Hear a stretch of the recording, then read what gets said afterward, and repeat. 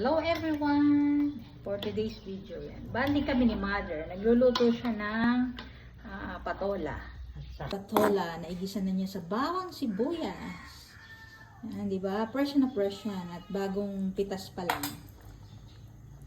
Tapos lalagyan lang yan ng miswa. Ganun lang kasimple ang aming ulam. Banding kami sa pagluluto. Sa lahat ng bagay ay banding kami ni Mother. Yan lang ng miswa ni Mother, di ba? Napakasimple ng aming ulam pero napakasustansya. Yan natin na tinapa. Siyempre, medyo tumatalsik-talsik pa yung kanyang nakita. Di ba? Kaya nga sabi ko sa inyo, kahit saan bagay, babanding kami ni Mother. Masarap na lunch na yan. Ito na po ang ating simpleng ulam for today's video. Yan. Diba? Ito na. Tapos, syempre, teturnuhan natin siya ng tinapa. Diba? Yan. Kain na po tayo. Let's eat!